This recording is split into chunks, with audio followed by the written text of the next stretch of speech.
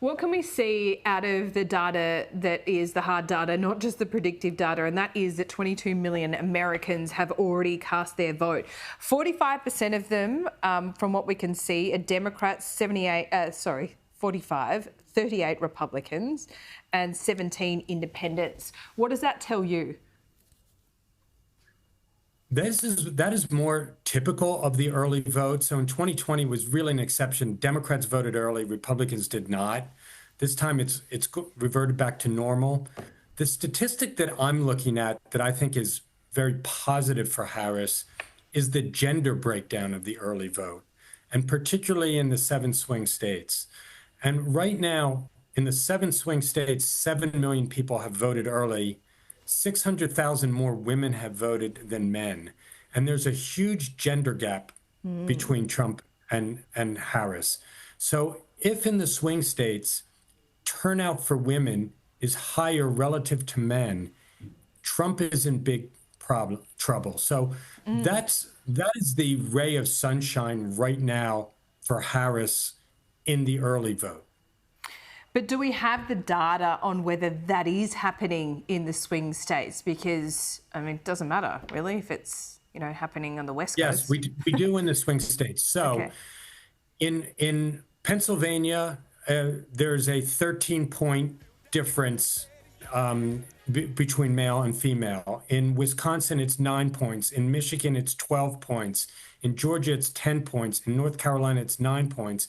In Nevada, 3 percentage points more male than female. In Arizona, 3 percentage points more female than male. So it's very close there. But in the blue wall states and in the this East Coast Sunbelt states, really female dominated in the early vote. That can change, but right now, that's what's happening. Jim, it is tight. Do you think there is a little bit of overcorrection in the polls for Trump, given in 2020 and 2016 they undercooked it?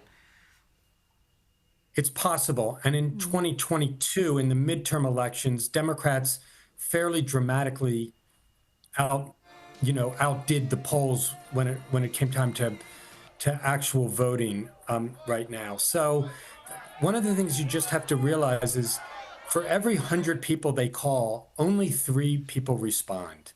So you're looking at a tiny minority of folks who are even responding to pollsters, and then pollsters are doing all sorts of adjustments when they're doing polls to try and make it reflect what they think the electorate is going to look like. I think pollsters, by and large, are doing the best they can. It's very hard to poll these days, and especially in a close election. We may see some surprises on election days where states turn out looking a lot different than what the polls indicated. That's happened before. Yeah, it certainly has. I head to the US on Monday. It'll be a fascinating week. San Fran, Detroit, and also Pennsylvania. But when we look at across all of the swing states, where do you think the surprises would be? Are there any, for Kamala, is there anywhere that you're particularly nervous about? Any particular counties? If it's as tight as the polls tell us, I mean, it's going to come down to a few 100,000 votes. What I'm going to be looking for on Election Day is 2 things.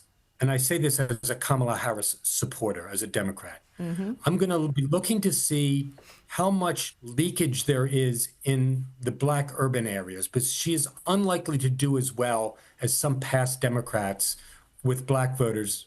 Then, I think Harris is going to lose a little bit of air there. Why is that, Jim?